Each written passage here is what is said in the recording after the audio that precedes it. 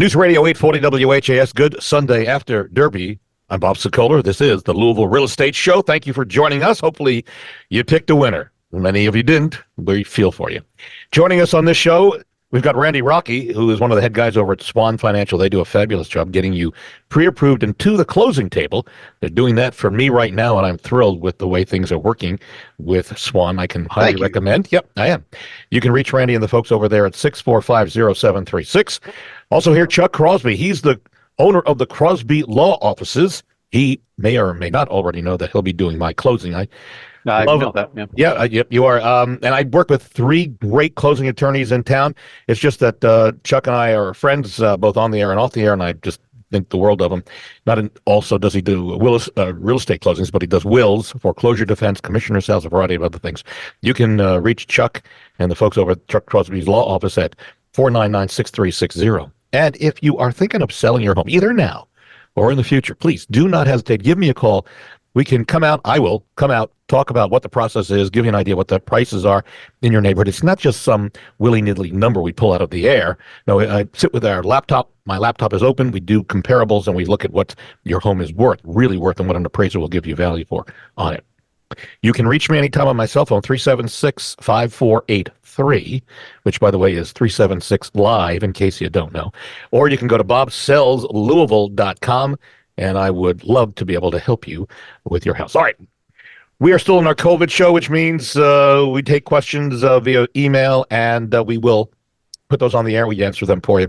Incidentally, in case you don't know already, Fed this past Wednesday, it said they were keeping rates the same because of inflation, job status. Well, we got it. So nothing moving in the way of interest rates. But the good news is inventory is low. Prices of homes are still going to go up. And if you're a buyer, you might want to think about jumping off the fence. Get on now. And then when the prices come down in terms of interest, mortgage rates later this year, at least we hope, you'll be able to at least refinance when they come down lower. It's a way to get in the market. Let's go to the emails. Let's start with Chuck Crosby. Heidi received a letter from a veterans organization in Tennessee, Chuck.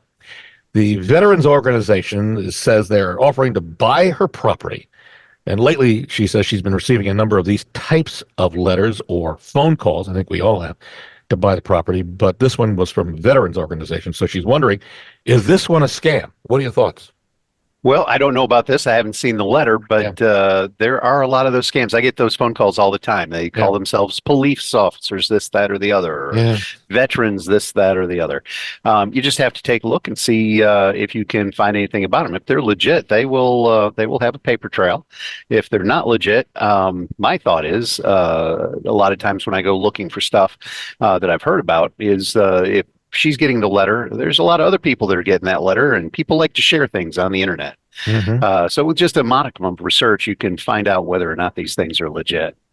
I would also suggest, Heidi, that, as Chuck mentions, to do a Google search for the name of the organizations. Is this legit? If it's a charity, it's going to have to be set up as a charity. It's going to be a 501c3. It's going to be registered in a variety of places that are all public record. I will also suggest you check with the Better Business Bureau. Go online, check that. That's a good idea. Yeah, it is. So those are some ideas, and I wish you the best on that, Heidi. Coming up a little later on today's show, 5 foolproof ways to vet a contractor before hiring them. That's an important part for a lot of people who are doing improvements to their homes or condos right now. And a reminder also that if you would like to see a rebroadcast of today's show, simply go to LouisvilleAnswers.com. That's LouisvilleAnswers.com. That's a redirect to our YouTube channel, and you can see this actual video recording of this. We turn our attention now to Randy Rocky over at Swan Financial. Randy, Zachary is a real estate agent in town. And in this email, he says, he's changed his name, he's considering switching occupations to become either an appraiser or a mortgage loan officer. He's wondering, what is the mortgage industry doing right now? Is it growing or shrinking? Great question. Well, and since the beginning of 2021 to the end of 2023, we have lost 60, I do repeat, 60% of our loan officers. Wow. Out of the 40% that are left, I'd say 70% have a second job. This is because of the interest rates going up? Is that it primarily? Yes. So I don't really, we're doing okay. our company because we are a broker, and our rates are lower than our competition for the most part. And but the last 2 years, it was phenomenal before that for about 10.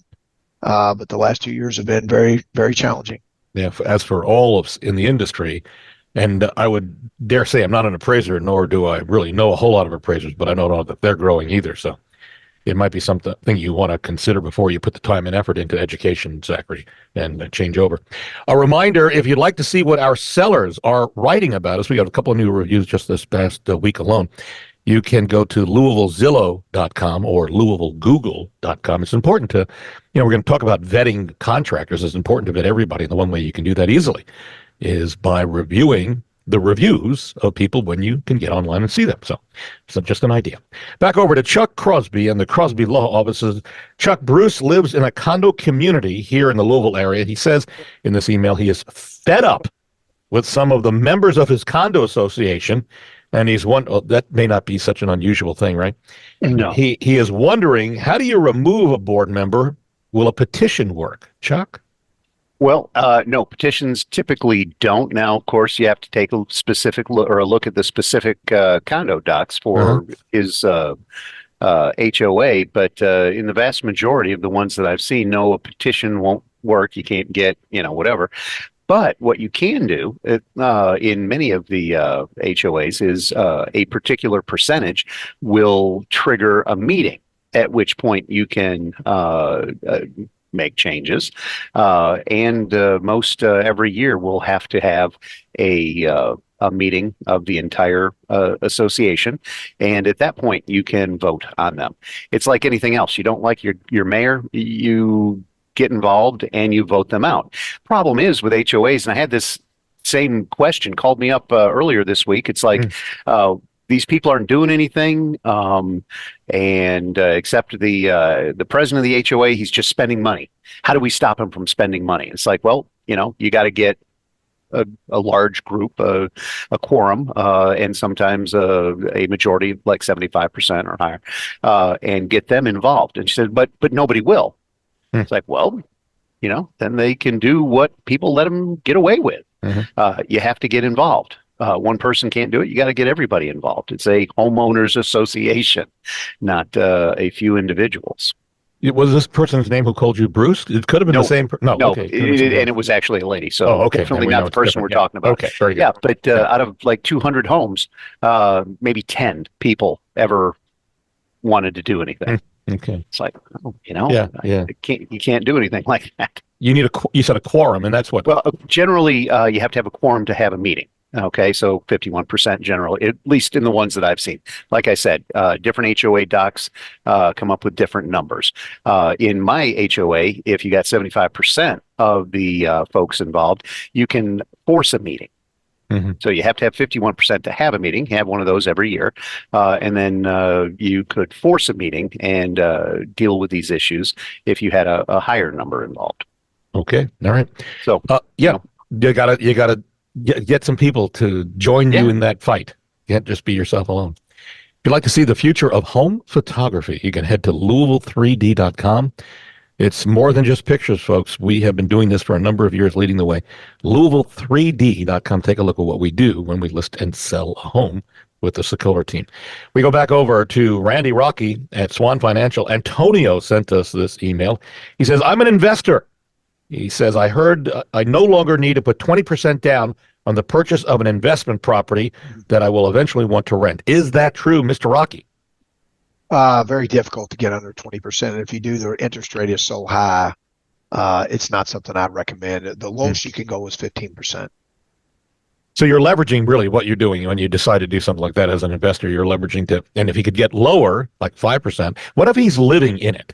Like if it's a duplex and he lives in half of it, is that then that's a normal loan, which we can do as low as 5% if he's if he's bought a house within the last 3 years or owns a house, then it would be 5%. If he hasn't bought a house in the last 3 years, then or doesn't own one, then we could do as little as 3% down or zero for that matter. So let me just flip the switch here just for a second. There are a lot of those TV shows on HGTV where you can make a bedroom suite in your basement. And I know a lot of the communities are lobbying against bed and breakfasts, but what if you rent it out on a long-term lease, right? So if you buy a house with the intent and make a lower level suite for rental, can you then put 5% down if you're going to live in the house at the top floor and the lower level gets rented out? I'm just giving you that type of scenario. Right. As long as it's your primary, and actually, I'm sorry, even if you've lived in the house for 3 years, you can get zero down. We can get you a little zero down if it's your primary residence, but absolutely we can do that. Just closed one that was a threeplex, and there's one person is living in one of the plexes, so one of the three, and it was considered a primary residence. Just closed Tuesday. Interesting stuff. Yeah. We're going to take a break. A reminder that when we come back from the break, 5 foolproof ways to vet a contractor before hiring. A lot of folks, including myself, because I'm prepping my home to sell, a lot of folks need contractors, but what do you do to make sure that they're legit? We'll give you kind of a rundown of what to do. Continuing with us as we come back from the break, Chuck Crosby, he's the owner of the Crosby Law Offices.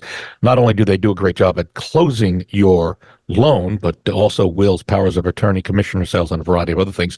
And you can reach Chuck and his folks over at 499-6360. And Randy Rocky, who is co-owner of Swan Financial, they do a great job of getting you pre-approved and through the closing to the closing table. And I should tell you, their process is simple. Compared to what others make you go through, this is all online. It's easy to follow, and I just appreciate it. Made it so simple for me to get through what I needed to do to get the loan through Swan. So 645-0736. And if you're thinking of selling your home now or in the near future, next year or whatever, I'd love to come out and help you, talk to you about what the process is, what the prices are, how long it will take to sell, a variety of things. And you can see what I do. I open up my laptop and we can look online. You can reach me at 376-5483 or go to bobsellslouisville.com, fill out the form and hit submit, and I'll get right back to you. We'll take a break now. We're back in a moment on News Radio 840 WHAS. News Radio 840 WHAS, Bob Sokoler, the Louisville Real Estate Show, continuing till the top of the hour. Continuing with us, Chuck Crosby. He's the head guy with his name on the door at the Crosby Law Offices. You can reach Chuck for real estate closings. They do a great job. Wills, which are so important, powers of attorney, foreclosure defense, and the list goes on. You can reach Chuck at 499-6360. Also, Randy Rocky is still with us, thank goodness. At Swan Financial, you can reach Randy anytime. If you're thinking about getting a loan, you're looking to buy, he can get you a great rate. And you can reach Randy at 645-0736. That is his number. All right, so a lot of us doing some improvements, whether you're thinking of selling or just want to live in the house and make it a little bit nicer for you as you live in it. We've got some foolproof ways to vet an installer contractor before hiring. And folks, Randy, Chuck, feel free to jump in. You want to try to get at least 3 quotes to compare prices, if at all possible. I know that can be difficult sometimes, especially with contractors as scarce as they might be. But ask for contact references you can speak to and who will speak to the company's legitimacy. Sometimes you may want more than 3 or 5 and then pick down from that, but you need to get some references. Or talk to somebody who's used them in the past, and even then that's not necessarily a foolproof method, but if they've used a friend of yours or someone that you know used this company in the past, and that may be exactly what you need to hear or see. Read online reviews. You can do that as we talk about doing searches or learn about the reviews, where they are, review the company. You're considering, keep an eye out for fake reviews, by the way. At least with Amazon, if you go to look at a review, it'll tell you if it's a verified review. Verify that the contractors are both licensed and insured.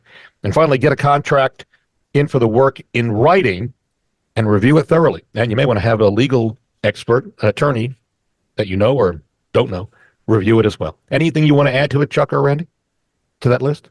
Well, I guess I kind of jump around that. I go to a builder that I know who does artisan homes, not just, cookie cutter whatevers. But I go to him and I say, hey, any of your guys that you use want to do a side job? And then he'll give me a name and he obviously gives them permission to do side jobs and stuff like that. So, I need some painting done. I'll call my guy and go that route. That's what I do. Mm-hmm. But it's a good idea. Agree. Yeah, that's a great idea. And also, if on a new home build, I'm just not a big fan of cost plus. I think you need to get an actual estimate of if you're going to do a new build. These cost plus things usually seem to get way out of control. So a lot of builders want to do a cost plus 12% or something like that, and that can get a little dangerous. I would also, by the way, add to that list of how to vet that contractors. Check with the Better Business Bureau, their online website. That is true. Information. Yeah. Yes. Yeah, I wonder though sometimes. You know, what if you're a new builder? What if you're really great? You're brand new. You know, you're not going to have a whole lot of references. Do you know how they go about? Yeah, you build one home and you have that homeowner. You tell that homeowner, listen, I'll give you friends. Yeah. Would you recommend me, and could I send people to you and show you the home? I worked with a builder years ago who was getting into the business, and he had an arrangement with some of the people who he ended up building homes for that allowed the new buyers to walk into the home and see what the home looked like. It was a brilliant idea. It worked. Back over to you, Chuck. Mary owns a home with a shared driveway, and Mary says that she maintains her side of the driveway, but the neighbor has not touched their part of the driveway in years, and it's crumbling. So now Mary's driveway is starting to crumble as well. She says she's tried talking to the neighbor, but he says he will do nothing about the driveway. Is there anything that you can suggest? She is asking. Two people butting heads. They've come to an ultimatum, and of course, that's what attorneys are for, right? Yeah, right. Now, with shared driveways, typically there will be a shared driveway agreement. You pull that up, they'll usually, be recorded with the county clerk's office. You can find them just like you find deeds. You get one of those shared driveway agreements. My idea is you always walk over with an apple pie and a copy of the shared driveway agreement and say, look, guy, it says we have to do this. Let's do this. And if that doesn't work, well, then you get an attorney. And the attorney will then push it. Now, if you don't have a shared driveway agreement, well, that may be a little trickier bit of a lawsuit, but something's got to be done. You can't just, have dangerous things hanging out there. How often is there a shared driveway agreement? Do you see that? Because I have yet to hear about that. You said that there, right? That's you do. If you start doing properties that are out in the county, acreage, that kind of thing, typically there will be a shared driveway agreement. Most lenders want to see a shared driveway agreement before they'll loan money on a house. So, if you've got 2 or 3 tracts of multiple acres and one driveway services all of them, that's where you're gonna end up with one of those. Interesting. And then one more thing, since we're talking about things that are supposed to occur, like a shared driveway agreement. In the years past, when we purchased homes, we always, in years past, had a survey done, a professional survey. But we got away from that, didn't we? I mean, lots of people. I'll tell you, when I back in '95, it used to be every deal you did had to have a survey with it. Refis too. I mean, you had to have something showing that. Now the lenders got away from it, but there's still a few agents out there that I'll run into that require or that advise strongly that their folks get a survey. But when you're dealing with a subdivision, it's hard to explain to them. This house has been here for 20 years. It's in a subdivision. All the fences are up. Do a survey, spend that extra $500-$600 to do that. But you never know. That a lot of times you find that fence isn't where it ought to be, or that shed behind you is sitting fully on your property. So well, and the reason I even bring this up is because I'm buying a house in Norton Commons, and I'm going to put a fence up. So I want to make sure that fence is on my property and not on the common area, which could be a problem for Norton Commons. Absolutely. Yeah. Before you put up a fence, I mean, I've had, it's not an uncommon phone call to get where, somebody puts up a pool and they didn't maybe get a survey when they should have. And all of a sudden everything's in not quite where it ought to be. I had one where two multiple, it was like $1.2, $1.4 million homes sitting right next to each other. Yeah. And they didn't get a $600 survey to make sure the pool was where it ought to be. Yeah, that's a problem. Yeah. And interestingly enough, and a quick note here. So my fiance's mom is looking to move into Norton Commons as well. She's looking for a condo. And we've looked at new construction condos.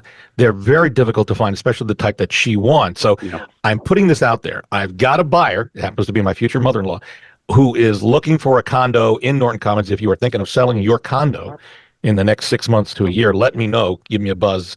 because we might have a deal for you waiting. Just that simple. Emily lost her job, Randy, at the end of 2023, and she is having trouble making payments on her mortgage. And in this email, she's asking, what actions can she take? She heard about the Homeowners Assistance Fund, and there's also a local fund, I think in the Kentucky or Louisville area, but she's wondering, what do they do, and does it really work, and how does it work? Rand, can you help us? And maybe, Chuck, you can also jump in on this as well. Yeah. So it depends on the lender. And so whoever is servicing her loan, she needs to call and see what she can work out with them. And that's to me, unless Chuck has something to add, is the long and short of it. And then after that, whatever they say, then you start to figure out what you need to do or don't need to do, and go from there. Yeah, there are a couple extra things you can add in there. First off, foreclosure, if you're going to lose your home, the usual process is it's going to take 4 months of non-payment. Then they'd get the attorneys involved. And then from that point, it's going to be, another 9 months to a year and a half before they can actually sell the house at a commissioner's sale.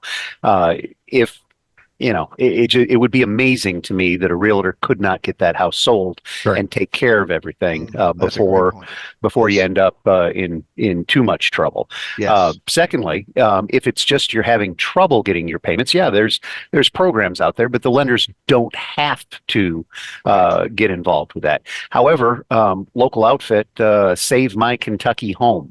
Every closing, there's notification, or there's a sheet that they have to sign off with address, phone number, email address for Save My Kentucky Home. And those guys actually get involved, and they can help negotiate, and they can also get other things going, like partial claim mortgages. If it's an FHA or VA deal, they can guide you. And there was a time, I think that time might have passed, but there was a time when they actually had a fund to help out. It's something that you don't just want to give up on, but then on the other hand, you don't want to stick your head in the sand. A lot of people do that. It's just not good to stick your head in the sand. Just confront it. And then if you can't make the payments, you can't take care of it, get a realtor. Yeah, and I'm one of those certified distressed property experts who deals with short sales, and we can help you get out of their home on your own terms rather than being forced out. So I'll give you the numbers out in just a little bit to give me a call. Incidentally, if you want to know what your home is worth, we have some new technology we've been using very successfully. It actually comes in with a lower than probably listing price, but I'd rather be conservative than to be too out there. You can go to WeSellLouisville.com. At the top, just click on what's my home worth and fill out the information, and it will give you almost instantly value based on computer estimates. But again, it's better to, once that happens, I'll try to give you a call. We can possibly go ahead and get together and refine it so you know exactly what your pricing is. Go to WeSellLouisville.com.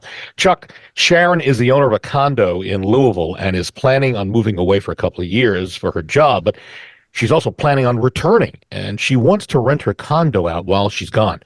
But her condo association says that's not allowed, and she's wondering why, and can she fight the condo association? Randy, you may want to jump in on this as well. But let's start with what she could do with the condo association once again.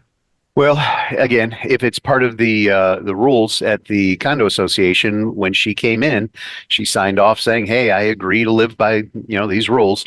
So you can't just arbitrarily do it. Okay. And in many cases, it depends again on the HOA documentation, but there are those out there that can fine you. Okay. You do something like this. They can fine you, X amount per month, whatever. And then they can foreclose on you to collect that amount. Okay.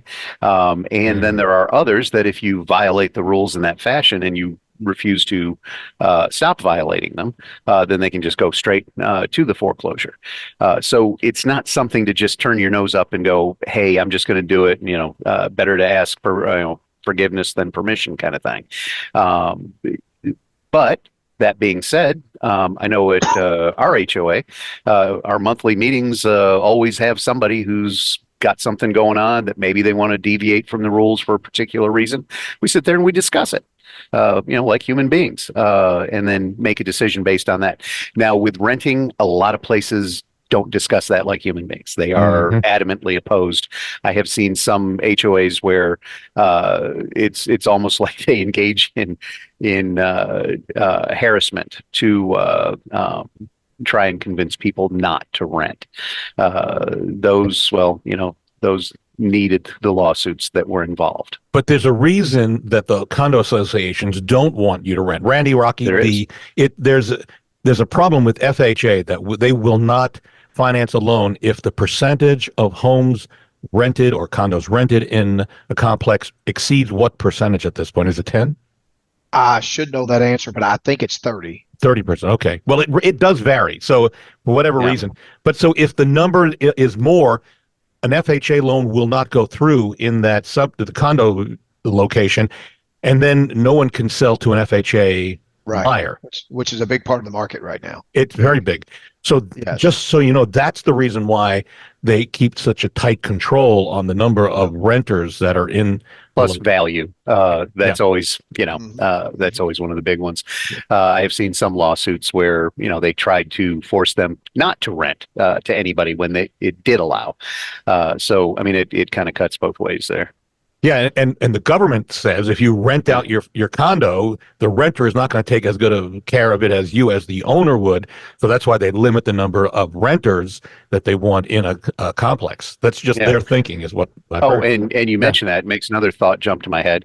At closings, if you're buying the house as your resident and you've borrowed money as your residence, there is a particular time frame where they expect you to live there as your residence, after which you can then rent the property out. So if you buy it and then a month later you say, nah, I think I want to go off on a 2-year, trek through, Zimbabwe, that might be an issue. Going to Zimbabwe. Yeah, that sounds good. We are out of time. A reminder, if you want to see a rebroadcast of today's show, go to LouisvilleAnswers.com.